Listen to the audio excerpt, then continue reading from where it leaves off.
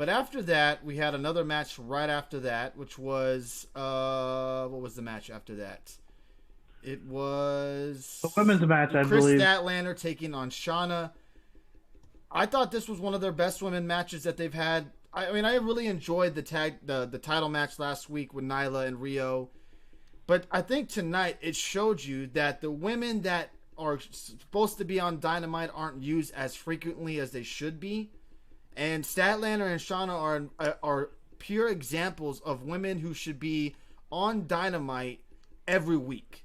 I feel like they should be Swole, of course Nyla Rose because she's the champ, but I really feel like she should all these women who are more wrestling more on AEW Dark should be more on Dynamite. And I hope what after we saw tonight, where I said Shauna, not Sherna. What the hell are you talking about? Where we saw them kind of confront Nyla Rose, and then actually in the backstage area where I do have the clip, I believe, of Britt Baker attacking Shauna after her match, where she was getting a pre-match, post-match interview.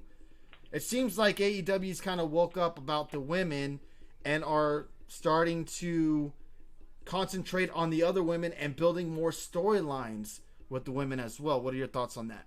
And the match as well, I'm sorry.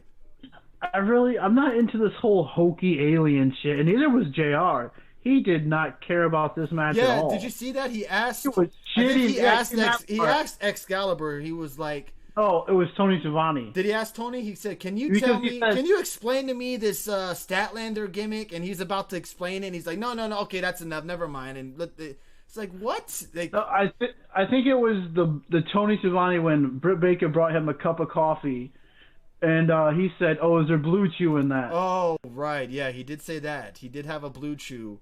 And then they're drop like, tonight oh, as well. yeah, he didn't understand the Blue Chew drop. And then, like you were saying, he's like, "Can you explain this gimmick to me?" Well, she's kind of, and then it's like, yeah, it's like, okay, never mind. Sorry for putting you on the spot. It was just bad. And then he's like, "We're going to a break. Hopefully, we'll have the conclusion when we come back." Like, damn, he just was not feeling this at all. And I'm not a big fan of this whole alien, unbelievable. I guess that's AEW though. It's unbelievable gimmicks all over the place. So you're not a fan of Statlander. It's gimmick. But what about her as a wrestler? When she finally wrestles, I mean, she's good. I think Shayna's good too. Or is it something? Is it Shauna? Shauna. I believe it's Shauna. I thought- hope I'm okay. saying her name correctly. If it's not Shauna, sorry. I thought it was Shauna, but maybe it's Shayna.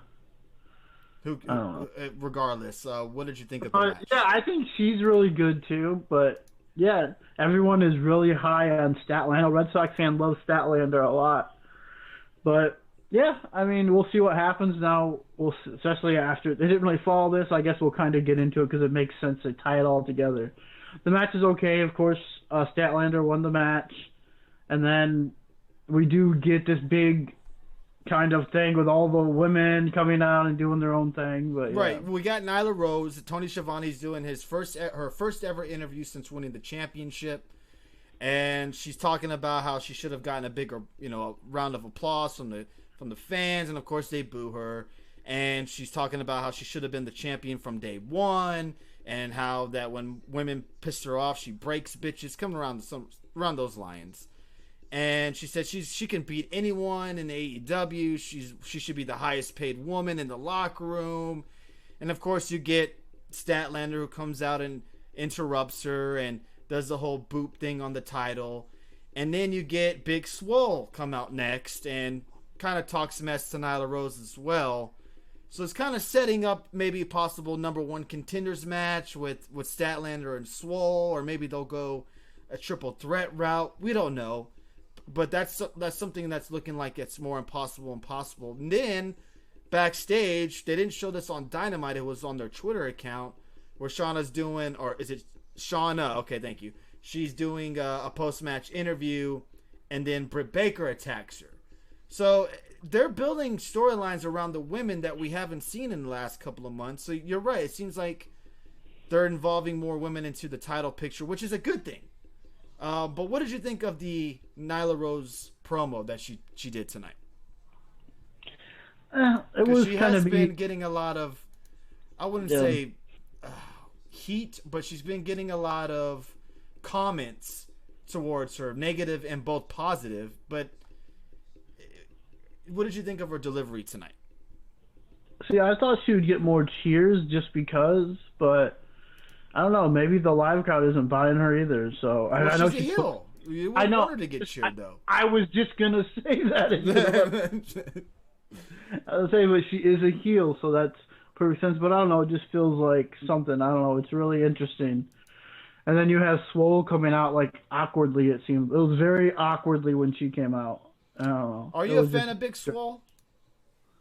She's okay. She had that really bad match with Diamante. Mm-hmm.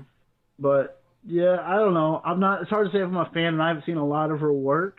I know she's in the Mae Young Classic, and yeah, I haven't seen a lot of her wrestling, so I can't really say if I'm a fan or not.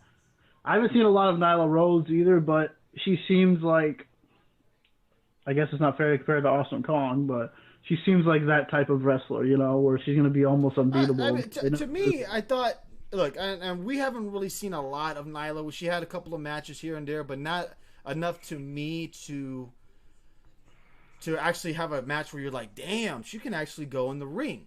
Last week, her match against Riho really opened my eyes on Nyla and her wrestling abilities. She can go in the ring with the right competitor. Now, well, and everyone in that division will be because they're all smaller than her, so those always make for some really good matches. A smaller opponent versus a bigger opponent because they just look like they overpower them. Right. And then you have the comeback, and that's always what either wins the match or loses the match. So we will see what happens next week. They didn't really announce any matches for next week on the show tonight. All they said that they will have a weigh-in next week we know between Jericho and match. Mox. Oh yeah, that's right. The Iron Man match is the main event next week as well. So I know that match has been announced for weeks now. But did they announce any other matches? Oh, Best Friends versus Butcher and the Blade? Really? I didn't see that match. Did they announce that? Yeah, I seen that. I think for a minute, yeah. That might have been when I was setting up the show, so my apologies on that. Yes, the Omega and Pac match should be a damn good one. And they'll take up a good part of their show next week, too. Yeah, it's going to take off the good half hour of their show. Not more than that. Anything else you want to put in on the women's match or the Nyla Rose interview tonight? It seems like I would not be surprised going next week if it's announced that it's going to be Statlander versus Swole for a number one contender shot at Revolution, which I think it should be Riho should get the first title shot, but whatever. Well, yeah, usually they would be a rematch, but like we said, we don't know exactly what Rio's availability is. As a champion, she was hardly ever on the show. So you expect her to get a title match right away. It seems like they're kind of moving on from Riho. Because if you would think they would have announced, all right, we're going to get Riho and Nyla rematch at Revolution. That would have made sense, and I wouldn't have minded that. But it seems like they're going a different route already. They didn't even really mention Riho other than showing highlights of her losing the title. They didn't mention anything about her wanting a rematch or getting a rematch. It seems like they're kind of already moving on to other competitors. Because really, honestly, this pay-per-view coming up isn't really a super big pay-per-view because Double or Nothing is almost either their SummerSlam or their WrestleMania in a way because Double or Nothing was one of their first AEW pay-per-views. Right. But or Rumble-esque, but yeah. But you say that, but the card for Revolution looks pretty damn good so far. That's shaping up to be it. It looks pretty solid. But I think Double or Nothing, and then what is it going to be? All Out now? All Out are going to be their two big pay-per-views that everyone's always talking about. Because one's from Vegas, and then one's from Chicago for the millionth time. And I'm sure All Out will be in Chicago again. So, well, Rhodes says Cody did have an interview or a conference call this past week, and he did say that he owes a lot to Chicago because they kind of started from Chicago with the All In pay-per-view. So he feels like he owes Chicago every pay-per-view. Not every pay-per-view, but he feels like he owes one to Chicago for kind of helping them out and at the beginning of the run. Well, and let's not forget who runs their merchandise.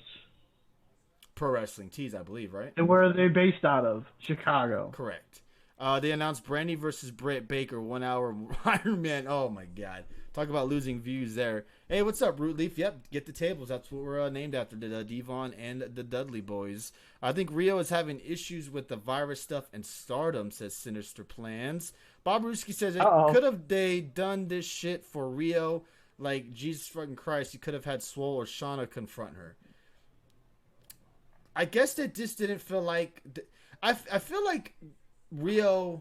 I don't want to say she was a fail as a champion, but I feel like it wasn't the run that they probably wanted from her because of the other dates that she has to do of her traveling back and forth. And I bet as a champion, you probably wanted her on the television screen more than they did. But which was weird is when she was there, they never used her.